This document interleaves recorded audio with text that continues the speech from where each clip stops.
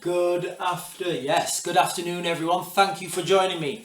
So today's video changed from when I was going to do it this morning to what I'm actually doing now. Now the reason I changed this video slightly is if you watched my yesterday's video, or I think the one before, I was talking about, in fact, can I reach it? I don't know if I can reach this. I'm going to leave it.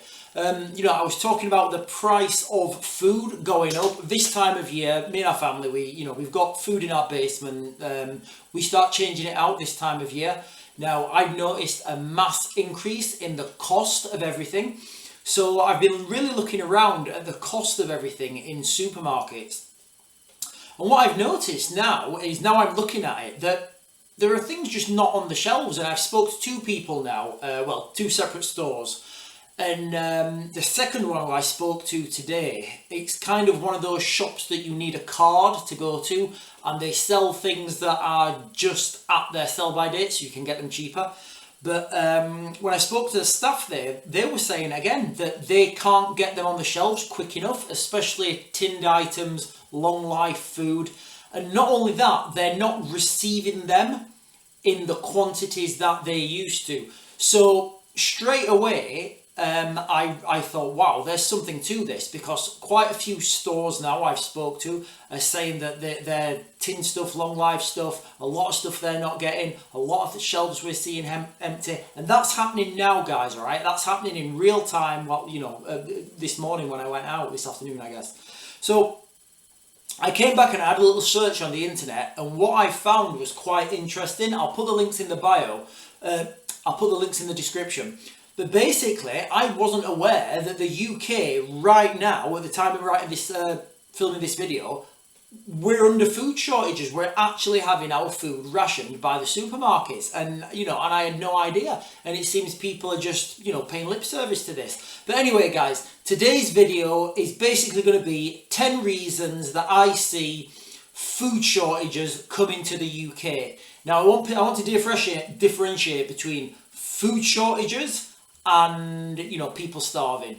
So when I say food shortages, I mean exactly that. I mean there's going to be shortages of food. There's still going to be food. We're still going to have enough food to feed everybody, I believe. But we're going to have our choice, our selection vastly reduced. We're also going to have prices vastly increased as we move forward through this, whatever it is we're living through. So 10 reasons, guys. They're not in any particular order. The last one, well, a couple of them I changed. The last one is kind of an extra one, but I condensed some others into two. So anyway, guys, so without further ado, and let me know what you think in the comments, guys. If you think I'm right or wrong, I like to be challenged. I like people to say, hey, you know what, Sean, I think you're wrong on this because of X, Y, and Z. And I like that, but, let me know what you think in the comments, guys. And if you've not done so already, please press those buttons and follow and subscribe, whatever it is you guys do. But anyway, guys, so the first reason I come to, and I think this could kind of be, it's certainly the biggest one that we can't really control, and it's climate change. Now, there's the arguments there. Is climate change a man-made thing? Is it just a natural cycle that we're going through? That's not what I'm talking about here. I'm talking about the climate is really changing. There's no denying it. We're having more and more extreme weather. We're having, more and more crazy stuff happen. And the reality is, look all around the world, all these countries, you're getting freak weather, freak this, freak that, and all that has an effect on your agriculture. I think it's Dubai that cloud seeds. So Dubai put like airplanes in the sky, and they release, and again, I don't know what it is, some sort of chemical, and that makes it rain in Dubai. We're having more extreme weather. I think the UK had the wettest, February that it's ever had. So the normal crops that the farmers are used to growing in those climates, you can't do them anymore. And I wouldn't know what they are because I'm not a farming expert, but if you're, I don't know, wheat, barley, whatever, if your farmers are used to growing that under certain conditions, and then all of a sudden you've got excessive amounts of rain, excessive amounts of sun, this is all going to have an effect on these crops, because once that crop's ruined, you can't just say, "Oh, right, we're halfway through that, let's get another one." It doesn't work like that. You have to go season to season. So that's my first reason, guys. All right, climate change. Second one, water. You know, I wanted to put this at number one, but I thought I was either going to be, anyway, it's at number two. So water. I always harp on about water security, water protection. Make sure you and your family have got enough water to drink. But now we're talking about water for crops. You can have too much, you can have too little. Excuse me. So look at the amount of pollution. It's all over the media. The amount of pollution that's getting pumped back into, you know, our water systems. And these water systems, essentially, it all adds up. And all this water, you know, it's a lot of it's for crops. And once it gets contaminated, once you can't spray that water on your fields again because it's, you know, there's some sort of contaminant in it, you then get a lower yield. Obviously, a lower yield, less crops, more price. So all these sort of stuff feed into the narrative of not being able to grow crops properly. And let's not forget, water companies do not reinvest in their system. Imagine, what was I thinking? I was driving back from the supermarket earlier and I was thinking, when the government sold our water companies, this is literally what they told the investors. You're going to have a returnable investment. So basically, when your investor puts £1 million or whatever in the water company, they will 100% get £1 million back because of the market cap. So you're not going to lose any money. What you will get though, however, is you will get customers who have to pay you every month without fail, or it's illegal. Well, or they get, you know, CCJs, county court judgments. So guys, you know, for an investment company, why wouldn't you invest in our water infrastructure? 100% money back, and you know the profits you get are ridiculous. All you have to do is just keep it rolling until the wheels fall off, and that's what they're doing, and that's what you're seeing all over the UK at the moment. Also, somebody commented in the comments about the water, about Devon Water, the problem's resolved. I looked online and it's still not resolved. I don't know. Let me know what you think in the comments. Maybe I'm reading it wrong or something. But as of today, the Devon water problem's still not resolved, and there's been another problem in Scotland, in Glasgow, and also Thames Water now. People are going sick. People who are on the Thames water system, they're going sick with the same symptoms. So we could actually be seeing, you know, more of these canaries in the coal mine going down, and a bigger problem presenting. I've said this all along about the water system, guys. All right. So supply overseas. So with these conflicts all over the world, what we would normally do in the UK, if we had a bad year, if the crops failed or whatever, we would buy food from overseas that potentially didn't have the bad weather, had a more stable growing season. But the reality is now, with these conflicts that are all over the world, everybody, so, you know, like all over Europe, you've got Poland, all your European nations basically, they're all seeing the writings on the wall. So they're all, you know, hoarding stuff now. People are making preparations for their own family. So, you know, people are bulk buying. People are buying more than they would. They're storing it, which is, you know, this is going to have a cost increase.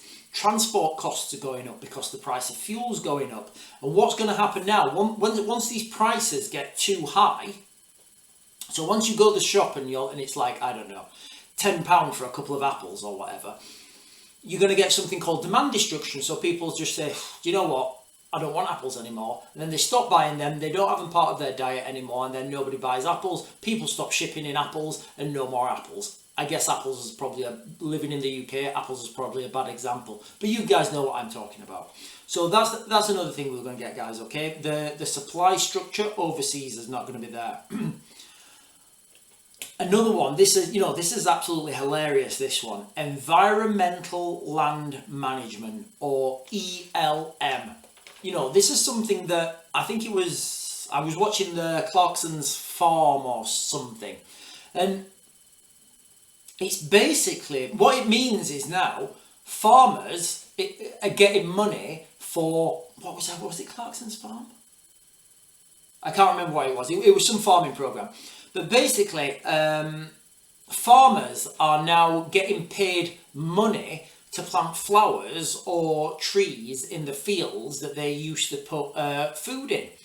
So if you're a farmer and you've got the risk of a crop failure, too much for lots of reasons, and you're not getting that much money for that crop anyway, and then somebody comes over and says, hey, do you know what, I'll pay you double or whatever it is to plant flowers and there's no risk involved, you'd be like, yeah, okay.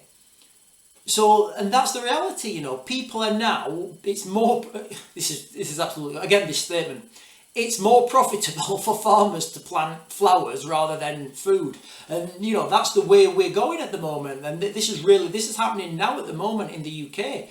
So this needs to be implemented by 2027. So it's happening now. Farmers are being paid not to plant food. So at the moment, we've got a global food shortage, got a global food crisis, rationing on the shelves in the UK, and it's more profitable now for farmers to plant flowers where they'd used to plant, I don't know, potatoes or whatever. Absolutely crazy, guys. So that's called, what's it called, guys? I want to say European, it's not, but it's environmental land management. Number 5, conflict. All these conflicts around the world, there's so many of them, but the main one for us in Europe is Ukraine. Ukraine was a huge food producer for Europe. Now I know, mainland Europe, not really the UK. And I know what you're saying, it shouldn't really affect us because we're in the UK. Yes, that's okay. But the knock-on effect that's had, because, Ukraine is not exporting as much food as it used to. They don't have the capacity to, get that much food out there now, because a lot of these places that they used to farm, they're in absolute conflict and they can't do it. Paradoxically, a lot of Ukrainian grain has been, they're calling it dumped in Poland, because they used to ship that out, but they can't ship it out now. So they have to bring it out on train, and the first place it comes is Poland. So it's kind of having the effect it's having. People need to adjust to this market, and until we can adjust, we're going to have problems. We're going to have price increases. Because of all sorts of reasons. But that's the main reason there, guys. Okay, so conflict. The one in Ukraine is kind of affecting everything in a skew-whiff manner. Lack of workforce at number 6. So nobody in the UK wants to work on a farm. Kids nowadays, they want to be, they just want to play on computer games and do whatever. The farming industry, because we've been reliant on cheap labour from overseas, the farming industry has always been able to keep prices relatively low. So now the farmers are looking at and this kind of comes into the planting flowers thing. So the farmers are now looking at their crops and thinking, right, okay, not only have I got this crop that could fail, but if I can't get people to come in and to farm it, basically, I can't sell it. And if I can't get the people to come in at a relatively low cost, then the cost of that has to go up, and the supermarkets are not going to buy it from me because they can't sell it on. Can you imagine going into the supermarket and paying, like, I don't know, £20 for a kilo of potatoes or something like that have been farmed in the UK? You just wouldn't do it. You'd find a cheaper alternative, which is what people will do, and the farmers know this. So the lack of workforce available to farm these farms is going to have a mass knock-on effect.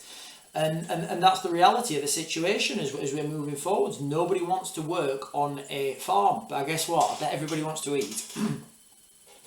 So rationing, guys.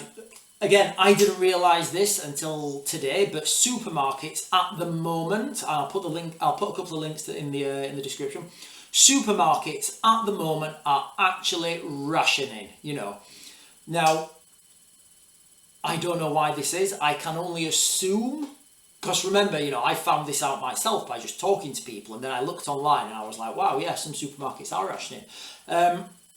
On the articles online, it just says that they're rationing fresh food, tomatoes, vegetables, etc. But what I know myself from going out there and speaking to people, your tinned stuff, that's practically gone now. It's really difficult to find, ranges of tinned food because people are going in now and bulk buying. Why are they doing that? Because they've been told to. The government have come out and told people to prepare for stuff. So remember the crazy toilet roll incidents that we had, like, when was it? 4 years ago, or whatever. You saw people coming, you saw people with no pasta, no tinned food, no water, but they had a load of toilet roll. So you're kind of getting the toilet roll effect now, I think. You're getting the effect of people are going out, people are talking, people are stocking up. And as this cascades, and as this escalates, more and more people are going to do this, and the shortage is just going to become bigger and bigger because there's going to be hardly anything on the shelves. And when people realise this is happening, more people are going to get this, more people are going to go out to buy it quickly, and it's just going to have a mass effect.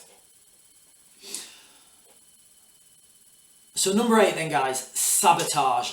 It wasn't one I particularly thought of as an initial, I've done quite a few videos about, I feel soft war is coming to the UK. I feel we're going to have acts of sabotage on the UK. Now, I identified fires and arson. I identified the water system. I identified the electrical systems that are all, in my opinion, very weak, low guarded, easy targets for criminal gangs to go and destroy. It's easy and it's hard to put these things back on. When I was doing this video, this is kind of an extra one, and I changed them around a little bit. When I was doing this video, I kind of started to think, wow, you know what, the food supply is ridiculously vulnerable. Go and tell me, right, guys, if you go walking your dog, if you walk in walk in the fields, go out in the countryside, are your vegetables being protected? No, of course they're not, because nobody thinks of it. These vegetables, this food supply, your livestock, it's just there open, and it's very vulnerable to criminal gangs. Now, I've done lots of videos moving forwards about how we're going to be moving into a stage of, soft war, and these easy targets for criminal gangs, they are going to present themselves, and this is another one of them. So number 9, guys, almost there, is civil unrest. So once these things, these food shortages start to become in the public eye, in the public domain, and people start to talk about them, and they reach mainstream, and they reach, they reach critical mass, you're going to get civil unrest. You're going to get people, you're just going to get people going into shops and arguing and fighting over food because people panic and people get scared and people worry that, they're not going to get their best, asparagus grown in the certain mud in South America or whatever. But people do work themselves up into a frenzy. Look what happened 4 years ago. People were working themselves into a frenzy over, when we look back at it now, we think, wow, yeah, nobody ran out of toilet paper. But people do work themselves up in a frenzy. And it's kind of like a bank run.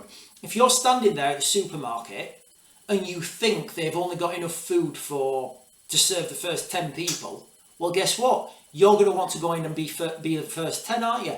I understand in the UK we love to form an orderly queue. I'll tell you an anecdote about that at the end. We love to form an orderly queue.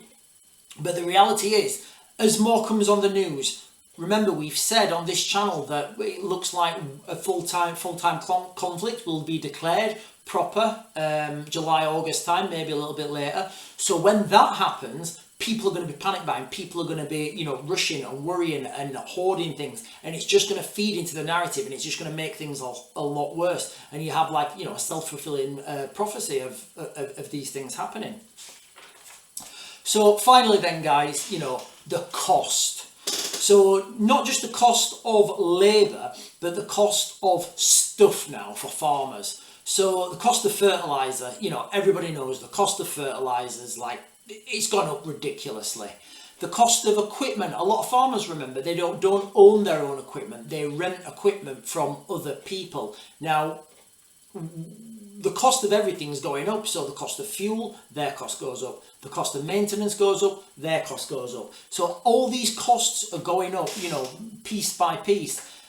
It's going to be unprofitable for farmers to farm because people in the UK are not prepared to pay the prices that the farmers need to charge for that farm to be profitable for them to justify the work that they need to be doing. So once the cost of everything goes up, the farmers need to get that into the supermarket. Now the supermarket will say, no, my customers won't pay that. So the farmer then, he's like, what's he going to do? He'll be like, all right, well, I can pay more.